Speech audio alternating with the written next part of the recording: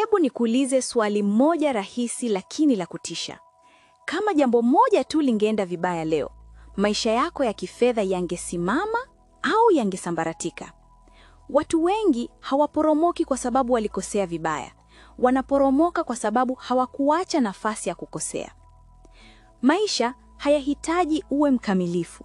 Yanahitaji uwe tayari kwa makosa. Tunasonga mbele na kitabu cha The Psychology of Money cha Morgan Housel. Hii ni Sauti ya Kurasa. Karibu.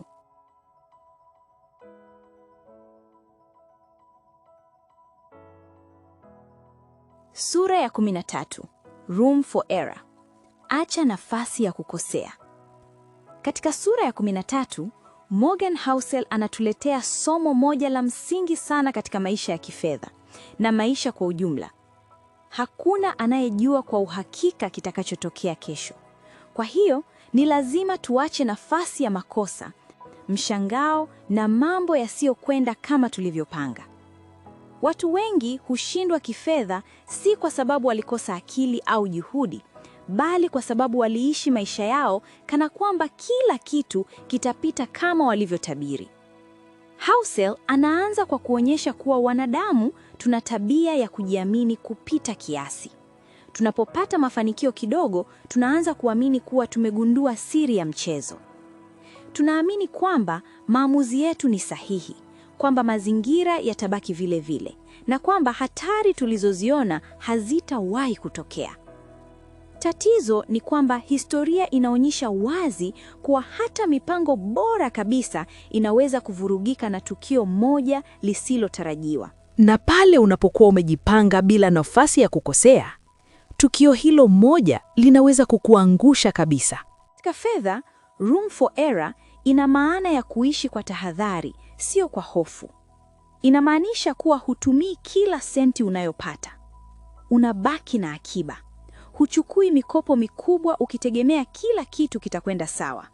Hauweki pesa zako zote kwenye uwekezaji mmoja, hata kama una uhakika mkubwa nao. Unajua kwamba hata maamuzi mazuri yanaweza kutoa matokeo mabaya kwa muda. Housel anatoa mfano wa wawekezaji waliopata hasara kubwa, si kwa sababu walikuwa wajinga, bali kwa sababu walikuwa wamekaza sana kamba. Walitumia leverage kupita kiasi. Walikopa pesa nyingi ili kuongeza faida, na walitegemea kuwa soko litaendelea kupanda. Walipokosea kwa asilimia ndogo tu, hasara ilikuwa kubwa mno. Tatizo halikuwa kosa, bali kutokuwa na nafasi ya kosa. Katika maisha ya kawaida, hili linaonekana wazi sana. Mtu anaweza kuwa na kazi nzuri, mshahara mzuri na maisha yanaonekana thabiti. Lakini kama anaishi kwa kutumia kila senti ya mshahara wake, ana mikopo mingi na hana akiba, basi hana nafasi ya kukosea. Ugonjwa mdogo, uchelewa kwa mshahara au kufutwa kazi ghafla vinaweza kubadilisha maisha yake yote kwa muda mfupi sana. Si kwa sababu hakuwa na uwezo, bali kwa sababu hakujiachia nafasi ya makosa. Housel anasisitiza kuwa akiba ndiyo njia kuu ya kuacha nafasi ya makosa. Akiba haipo kwa ajili ya kununua kitu fulani tu. Ipo kwa ajili ya kukupa muda na pumzi pale mambo yanapokwenda vibaya. Inakupa uwezo wa kusubiri badala ya kukurupuka. Inakupa nafasi ya kurekebisha mwelekeo badala ya kuvunjika kabisa. Akiba ni aina ya bima dhidi ya ujinga wa dunia. Katika sura hii, mwandishi pia anazungumzia hatari ya kufikiria kuwa makosa hayatokei kwangu. Watu wengi wanaanguka kwa sababu ya mtazamo huu.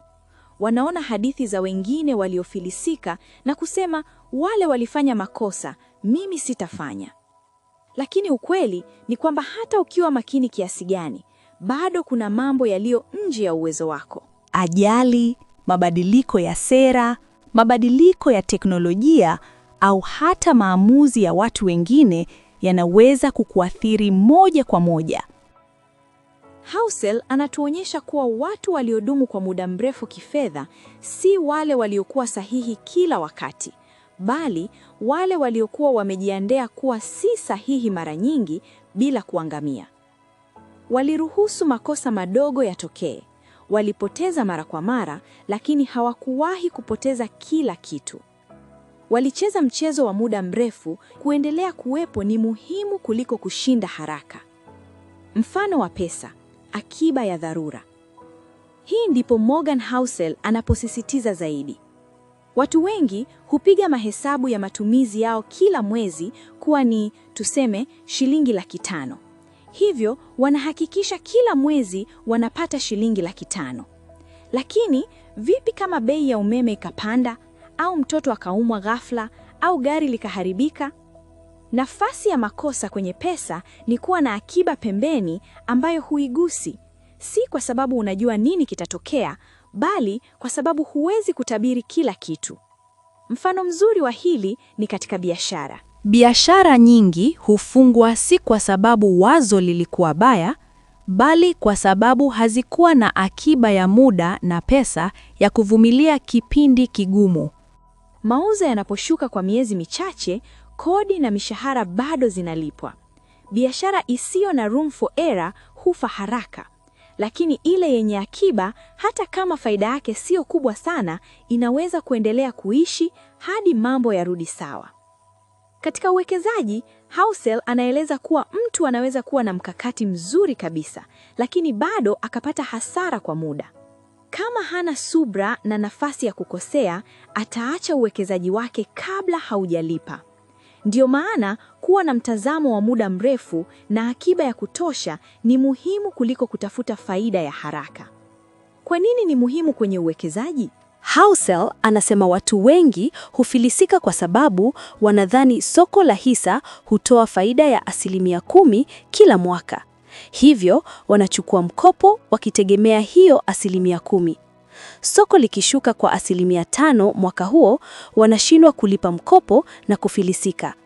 Mjanja ni yule anayewekeza akijua kuwa nategemea kupata 10%, lakini hata nikipata 2% tu, bado sitaumia au kufilisika. Mwisho wa sura ya 13 unaleta ujumbe mzito lakini wa faraja. Huhitaji kuwa mkamilifu ili kufanikiwa kifedha. Unahitaji tu kuepuka maamuzi yanayoweza kukuondoa kabisa kwenye mchezo. Acha nafasi ya makosa. Acha nafasi ya maisha kukushangaza. Jenga mifumo inayokuruhusu kukosea na kujifunza bila kuangamia. Kwa kifupi, lakini kwa uzito mkubwa, sura ya 13 inatufundisha kuwa dunia si mtulivu, na maisha ya kifedha si mchezo wa kuwa sahihi kila wakati. Ni mchezo wa kuendelea kuwepo. Ukiweka nafasi ya kukosea, unaongeza uwezekano wako wa kudumu, kujifunza na hatimaye kufanikiwa. Kama unataka kujenga maisha ya kifedha ambayo hayavunjiki kwa kosa moja, basi hapa ndipo mahali pako. Kwa sababu hapa hatukufundishi kuwa sahihi kila wakati. Tunakufundisha kuendelea kusimama. Hatukufundishi ujanja wa haraka, tunakufundisha uimara wa muda mrefu. Bonyeza subscribe sasa hivi. Jiunge na watu wanaojenga akiba kabla ya anasa, usalama kabla ya sifa, uimara kabla ya faida.